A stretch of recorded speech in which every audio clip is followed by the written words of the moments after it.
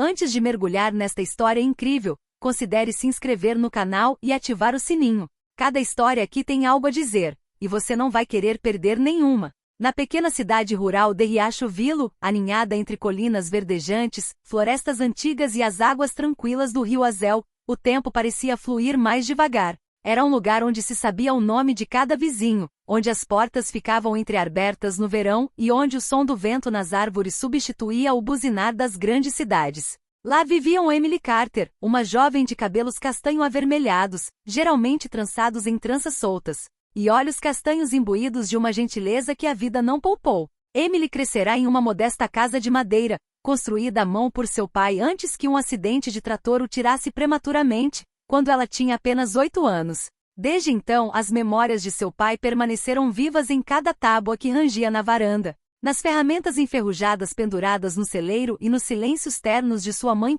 Sara, uma mulher cansada, mas digna, cujas mãos calejadas falavam mais que 1000 palavras. A casa dos Carter era cercada por campos de milho dourado que se estendia até onde a vista alcançava no verão e desaparecia sob a neve em novembro. O ar, carregado de poeira, trabalho e esperança, carregava os gritos de crianças brincando descalças nos prados, os latidos de cães e o badalar distante dos sinos das igrejas nas manhãs de domingo. Emily nunca reclamava. Ela se levantava todos os dias de madrugada para ordenhar a vaca, cortar lenha, cuidar da horta e cuidar dos 2 irmãos mais novos. Jake, sonhadora e apaixonada por desenhos, Tommy, ainda jovem demais para compreender a dureza do mundo. Ela ia para a escola à tarde depois das tarefas, sempre com um caderno manchado de lama e uma caneta que guardava com carinho, como um talismã. Seus professores admiravam sua inteligência e curiosidade, mesmo sabendo que Emily teria poucas chances de ingressar na universidade. Apesar da pobreza, o povo de Willow Creek respeitava Emily e ela ajudava os anciãos da aldeia, cuidava das crianças de outras famílias, costurava vestidos usados para consertá-los e não hesitava em defender um vizinho contra a injustiça. Ela tinha isso forte senso de justiça, herdada do pai, e essa ternura que herdou da mãe. Mas no fundo, Emily sonhava. Sonhava com um mundo maior, com um futuro onde seria livre para escrever a sua própria história. Queria estudar literatura, ver o mar, sentir o tumulto de uma cidade que nunca dorme. Mas o destino parecia surdo às suas ambições, como se as correntes da terra o impedissem de subir. Então veio o inverno mais rigoroso que a vila experimentou em 10 anos. As primeiras geadas chegaram em outubro, destruindo as últimas colheitas. O gado adoeceu, os suprimentos diminuíram e a fazenda Carter gradualmente afundou no silêncio da sobrevivência. Sara, exausta por anos de trabalho incansável, estava acamada com bronquite grave que se agravou e evoluiu para pneumonia. As contas médicas acumulavam-se na mesa da cozinha. Os vizinhos, embora compreensivos, não tinham o suficiente para ajudar por muito tempo. Foi então que o conselho da aldeia, composto por alguns anciãos e o pastor local, reuniram-se discretamente. Falaram de um homem que havia se mudado recentemente para Willow Creek, David Blake, um jovem trabalhador do estado vizinho, contratado na serraria e morando sozinho em uma cabana perto da floresta. Discreto, educado e trabalhador, David conquistara o respeito silencioso dos homens da aldeia. Não era rico nem influente, mas parecia estável, e acima de tudo, pronto para assumir responsabilidades. Uma proposta foi feita a Sara, casar Emily com David. Este casamento, arranjado segundo a antiga tradição que a aldeia ainda praticava por necessidade, permitiria à família Carter receber ajuda financeira, quitar a dívida e garantir um futuro seguro para Emily. A jovem, por sua vez, não foi realmente consultada. Foi-lhe apresentado como uma solução, uma inevitabilidade, uma obrigação. O coração de Emily afundou quando viu sua mãe, com lágrimas nos olhos, pegar suas mãos e dizer com a voz trêmula: "Não era isso que eu queria para você.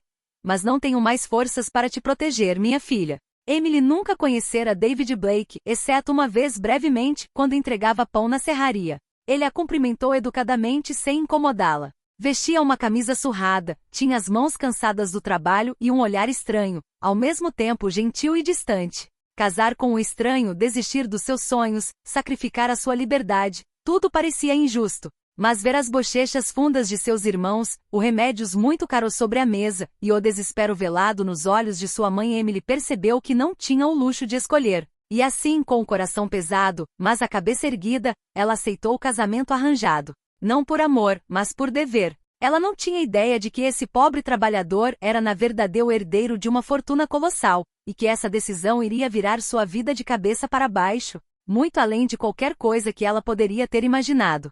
O casado A história de Emily e David aconteceu em uma manhã fria e cinzenta na pequena capela de madeira em Willow Creek.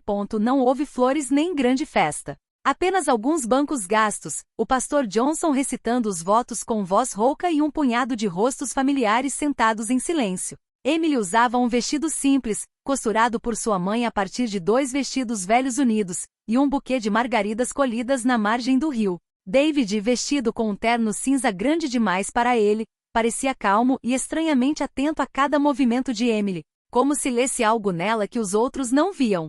Trocaram votos simples, mas sinceros. Não houve beijo apaixonado, nem promessas ardentes. Apenas um olhar profundo e prolongado, um aperto de mão levemente trêmulo e um compromisso silencioso. Faça o melhor que puder, apesar das circunstâncias. As primeiras semanas foram marcadas por desconforto e cautela. Emily não sabia como se comportar perto daquele homem que mal conhecia. Esperava compartilhar sua vida com um trabalhador rude, talvez rude ou distante. Mas David não se encaixava nessa imagem. Acabou sendo um polidez delicada, quase antigo. Ele a agradecia por cada refeição, abria a porta sem pensar, perguntava se ela queria chá antes mesmo de esfriar. Ele nunca se impunha, nunca forçava qualquer intimidade.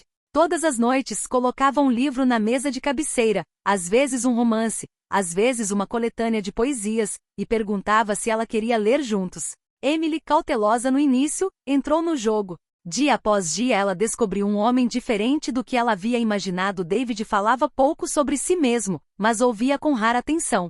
Quando ela falava de seus sonhos de universidade, de literatura ou mesmo de suas memórias de infância com o pai, ele não ria, não julgava, simplesmente perguntava: "E se você pudesse ir para lá agora, o que você estudaria?" Parecia saber coisas que um simples trabalhador não deveria saber. Ele citava autores, falava sobre filosofia, conhecia a história de lugares dos quais Emily nunca tinha ouvido falar, consertava ferramentas com precisão meticulosa, cozinhava melhor do que qualquer homem da aldeia e, às vezes, desenhava silenciosamente em um caderno que depois escondia em uma gaveta. Emily se viu observando-o à noite, enquanto ele lia sob a luz amarela de uma lamparina a óleo. Havia nele uma profunda solidão, mas também uma paz interior, como se carregasse um pesado segredo de que havia aceitado viver sem fugir. E então, numa manhã de inverno, tudo mudou. Caminharam juntos pela estrada principal da vila, com suas botas deixando marcas na lama derretida. David segurou a mão de Emily protetoramente. O sol tímido se filtrava por entre as nuvens quando, sem aviso, uma limusine preta com vidros escuros parou abruptamente na frente deles. A porta dos fundos se abriu e 2 homens de terno escuro saíram. Sua aparência contrastava fortemente com o cenário rústico de Willow Creek. Usavam óculos escuros apesar do céu nublado, e caminhavam com uma precisão quase militar. Um deles pronunciou um nome que gelou o ar. "Senhor David Sinclair, seu pai pede que você volte imediatamente." Emily sentiu a mão de David endurecer na sua. Ele fechou os olhos por um momento, respirou fundo e se virou para ela. "Eu queria falar com você sobre isso antes", ele sussurrou. "Mas não sabia se você ainda me ouviria depois disso." Eles se sentaram no banco em frente à padaria da vila, e David finalmente falou. Ele disse que na verdade estava David Alexander Sinclair, único herdeiro do grupo Sinclair Holdings, um conglomerado industrial com operações em 3 continentes. Seu pai, Charles Sinclair, o implacável magnata do aço e da energia, passou a vida inteira tentando moldar David à sua própria imagem. Mas David, cansado deste mundo de manipulação, casamentos arranjados para os poderosos e sorrisos enganosos, desistiu de tudo. Mudou de nome, fugiu dos holofotes e procurou um lugar onde ninguém o conhecesse. Um lugar onde ele poderia amar, ou ser amado, incondicionalmente. Emily permaneceu em silêncio por um longo momento. Olhou para os campos ao longe, ainda adormecidos sob a geada. O vento soprava suavemente. Os transeuntes pararam curiosos, e depois foram embora murmurando. "Então tudo isso", ela disse finalmente com a garganta apertada. "Era um teste? Você queria me testar?" David balançou a cabeça. "Não. Este casamento. Eu não queria no começo. Mas quando soube que seria você, aceitei. Porque eu já tinha te notado. E eu queria acreditar que mesmo que tudo começasse mal, algo real poderia nascer." Nos dias seguintes, a aldeia estava em tumulto. Alguns se sentiram traídos, outros com inveja. Boatos circularam, julgamentos caíram. Mas Emily, ela, havia encontrado sua resposta. Este segredo, por maior que seja, não mudou nada sobre o que ela viu de David. Ele permaneceu aquele homem atento, gentil e sincero. Seu olhar não mudou. E acima de tudo, ele a respeitava quando podia ter comprado tudo. Ela o amava por isso. Não porque ele fosse rico, mas porque no coração dessa ilusão, ele havia conseguido permanecer humano. Diante desta revelação, Emily se viu confrontada com uma dilema de partir o coração, muito mais complexo do que ela poderia imaginar. Por um lado, havia a simplicidade de sua vida em Willow Creek, seus hábitos modestos, os rostos familiares, o calor sincero das pequenas coisas. Por outro lado, um mundo de privilégios insondáveis, ligações em aviões particulares, jantares onde conversamos com sorrisos codificados, alianças familiares seladas em taças de cristal. Ela passava noites inteiras olhando para o teto do quarto, com pensamentos girando em sua mente. Era realmente David que ela amava? Ou a imagem que ela havia construído dele? Você conseguiria amar alguém sem conhecer o seu íntimo? E agora que ela sabia, ainda conseguiria confiar nele? Mas cada vez que ela duvidava, ela se lembrava seus gestos silenciosos, de suas palavras justas, de sua mão segura na dela quando ela estava com medo. David não era deste mundo de luxo, ele vinha dele, mas havia fugido dele. Ele não era um herdeiro, ele era um homem buscando se tornar humano novamente. Então, apesar das promessas brilhantes desta nova vida, a segunda casa em Cape Ferrat, os jantares de estado, as joias prontas para serem usadas, Emily fez uma escolha simples, mas radical. Ela escolheu a autenticidade. Não quero me tornar outra pessoa, David. Se vou ficar ao seu lado, é como Emily de Willow Creek. E quero que você se orgulhe disso. David, com os olhos brilhando de emoção, simplesmente respondeu. Foi por essa mulher que fugi do meu antigo mundo. Mas a união deles logo se tornou perturbadora. Os outros herdeiros da dinastia Sinclair viam Emily como uma ameaça, uma mulher desconhecida sem título, sem fortuna própria, que poderia perturbar o equilíbrio estabelecido por gerações. Alguns a ignoravam ostensivamente em festas de gala, outros lhe lançavam sorrisos cheios de pena ou desprezo. Boatos corriam pelos corredores, uma aldeã, um capricho romântico, um obstáculo que ele em breve eliminará. O mídia assumiu o assunto. O plebeu que conquistou o herdeiro rebelde. Da fazenda Fortuna, a ascensão controversa de Emily Cross. O amor ainda é possível quando a conta bancária ultrapassa 1 bilhão? Emily, frequentemente assediada por fotógrafos e criticada nas redes sociais, quase desabou várias vezes. Mas ela se manteve firme. Ela se manteve firme por David e por si mesma, mas também por todos aqueles que eram considerados ilegítimos por causa de suas origens. Aos poucos, ela aprendeu a andar pelos corredores dourados sem dobrar as costas. Ela aprendeu os códigos sem jamais trair suas convicções. Recusava vestidos caros, mas usava com orgulho criações locais. Falava com os funcionários da vila como se fossem iguais. E acima de tudo, nunca se deixou limitar ao papel decorativo que lhe fora imposto. Ela criou uma fundação em nome da avó para financiar a educação de crianças de famílias carentes. Voltou para Willow Creek com David para inaugurar uma escola. Restaurou a biblioteca abandonada da vila e revitalizou uma cooperativa agrícola para famílias em dificuldades. Emily se tornou uma ponte entre dois mundos.